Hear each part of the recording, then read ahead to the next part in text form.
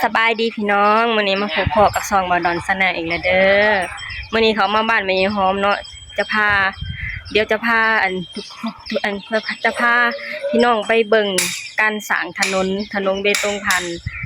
านหน้าบ้านเนาะพี่น้องอันนี้ก็คือหน้าบ้านของแม่ยายหอมเนาะจะเป็นประมาณนี้คิดว่าปีนี้น่าสิมาฮอดอยู่พี่น้องมาฮอดเพื่อนของเงินแม่ยายหอมอยู่เดี๋ยวเราไปเบิ่งกันดีกว่าไปกันเลย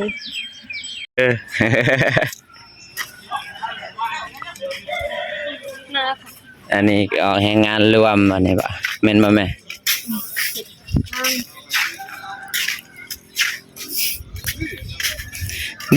ดิเห็นน้องมาส่งแห่บ่ได้นั่นเมื่อก่อนผมมีแห่เฮ็ดแห่เบิดได้แห่จะเอามาแล้วบ่ได้แก่บ่ได้ขึ้นสวรรค์แต่แกหินมาดูหินบ่พอหินเบิดติหินเบิดแห่ก็เบิดหินก็เบิดพี่น้อง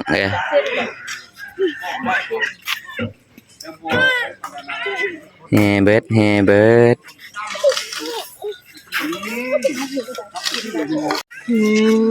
เฮ็ดถนนเบตงเด้อพี่น้องเฮ็ดถนนผ่านบ้านมื้อนี้เป็นมื้อออกแรงงานเนาะ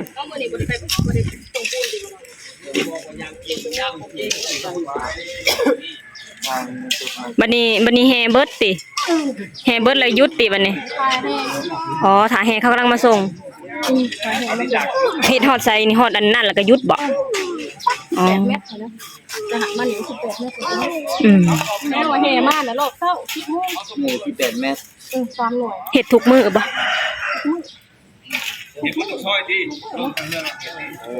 แน่ว่ามีบุญมีศีลก็บ่ได้เฮ็ดไปพาปงพาป้าบ่ได้เฮ็ดแต่ว่าเฮ็ดทุกมื้อแค่สลับหน่วย3หน่วยมื้อนึง3หน่วยมื้อนึง3หน่วยหน่วยได้เฮ็ดจังได๋ก็น่าสิฮอดมั่งเฮือนแม่ยายหอมเนาะปีนี้ฮอดมั่งเฮือนแม่ยายหอมในหมู่โตนะพาดอกไปยุดจึกอยู่ในหม่องกันเฮือนเขาอันยุดจึกหม่องเฮือนเขาประเสริญประเพ็งน่ะเห็นนี่กำลังก่อสร้างเด้อพี่น้องเขาเจ้าเฮ็ดนาเติบเด้นี่ตอนนี้กำลังถ่ายแห่อยู่เนาะแห่เบิดแห่หมดออกไปได้บ่เอายับออกไปผู้ได้บ่นั่นน่ะถามละเอียดแน่จักหัวเข้าเพื่อนได้บ่เนาะปลูกข้าวได้ด้วยต้นถึงเนาะอันนี้เขาเจ้าเฮ็ดคู่มื้อเนาะพี่น้องมื้อละ3หน่วยคือเฮ็ดทุกมื้อจะหยุดโดยจะหยุดเฉพาะช่วงที่มีบุญหรือไปพาไปแบบว่าตบปลากวนปลานะพี่น้องอยู่บ้านชาวตูเขาสิเอิ้นว่ากวนปลาเนาะแต่ว่ากันเขาเจ้ามาออกนี่ก็บ่ได้เฮ็ดดนเด้พี่น้องประมาณ3-4 ชั่วโมงก็แล้วเนาะบ่ได้เฮ็ดเบิดมื้อเฮ็ดบ่ได้เฮ็ดเบิดมื้อเนาะพี่น้อง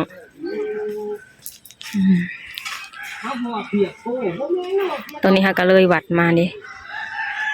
เฮาก็เลยวัดออกมาหน่อยนึงคิดว่าปีนี้น่าจะฮอดอยู่เฮือนแม่ใหญ่หอมเนาะพี่น้อง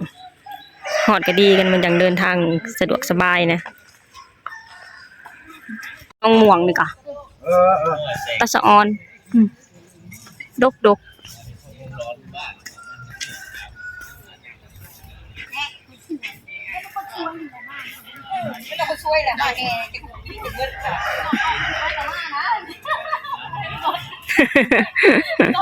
เครียดแล้วอย่างนี้ล่ะเครียดแล้ว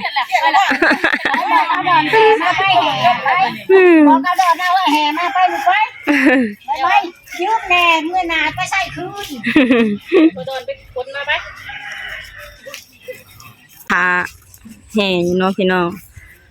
มื้อนี้เทมาฮอดนี่ก็สิหยุดแล้วนี่เทมฮอดนี่เขาเจ้าก็จะหยุดแล้วเนาะพี่น้องก็มื้อหน้าก็จะมีหน่วยใหม่มาเฮ็ดอีกเนาะเทมือละ8 เมตรเนาะพี่น้อง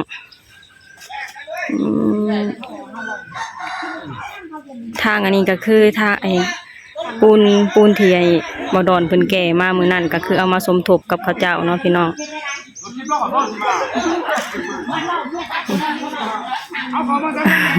ชาวบ้านก็พากันถายืนถารถเอาแห่มาส่งเนาะแห่หมดพี่น้องเอ้ยต่อไปเราก็จะมีถนนหนทางที่สวยงามแล้ว ตอนที่ยังบ่ได้สร้างก็จะเป็นประมาณนั้นเนาะ ไปแล้วปะ ยามฝนตกก็สิเที่ยวยากๆเด้พี่น้องไปเฮ็ดเวียกล่ะ ไปเลย นี่เพื่อนหนาทางแบบนี้ก็เขาเจ้าจะดัน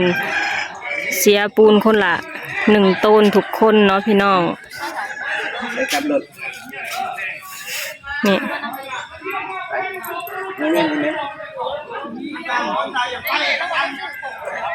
เราซื้อครบแล้วเออเนี่ยบ้านเขาเจ้าอยู่ติดถนนแบบนี้จะเสียหลายเนาะพี่น้องจะเสียคนละต้นเนาะคือเศร้าสอบเนาะพี่น้องเนาะ ไหนก็ได้ที่มีรถเมื่อ อันนี้8 เมตรเนาะ 18แม่นบ่เทมือละ18 เมตรเทมือละ18 เมตรเนาะพี่น้องนี่3 หน่วยมือละ3 หน่วยคือเททุกมือมือละ3 หน่วยเทมือละ18 เมตรเนาะนี่มื้อนี้ก็เทไปฮอดขันนั่นก็สิหยุดแล้วก็มื้อหน้ามา ที่ฮอดแต่นั้น ฮะ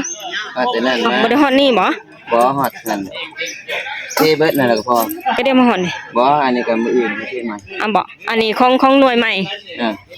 จากนี้มาหาห่างกัน18 เมตรจากหันไปห่างกัน18 เมตร ติอ๋อ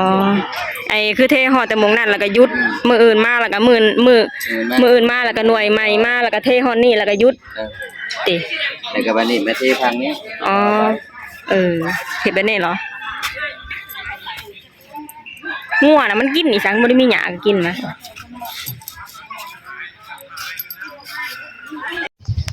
มาพาน้องเคยมาเบิ่งลุงออกแรงงานเนาะพี่น้องน้องเคยก็อยากมาอยู่เด้อยากมาซอยลุงออกมาเปลี่ยนลุงออกแรงงานอยู่แต่ก็บ่มีเวลาเนาะเพราะว่าขับรถเพิ่นต้องไปคุมื้อแล้วก็ไปแต่เช้าเนาะ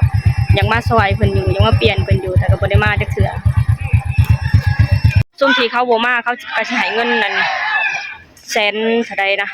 แสนปลาย แสนหนึ่ง แสนหนึ่งนี่การออกแรงงานพี่น้องคนที่เขาเจ้าบ่ได้มานี่เขาเจ้าจะเอาเงินให้เนาะเขาเจ้าจะเอาให้คนละแสนแล้วก็เพิ่นก็สิเอาไปแจกจ่ายให้คนที่เขาเจ้ามาเฮ็ดเนาะพี่น้องนี่เด้อนี่ก็คือการสร้างถนนผ่านทางบ้านของแม่ยายหอมก็คือแม่ของแม่เฒ่าของบ่าวดอนแล้วก็แม่เป็นแม่ของงันชาวตุงเนาะพี่น้องมื้อนี้ก็สิขอจบคลิปลงเท่านี้ก่อนเด้อฝากให้ทุกคนกดไลค์กดแชร์กดติดตามช่องบ่าวดอนเด้อจุ๊บดิจุ๊บเห็นอะไรจุ๊บการจุ๊บของเพิ่นคนน้อยค่ะก็ตื่นแต่นอนพี่น้องเอ้ยบ๊ายบาย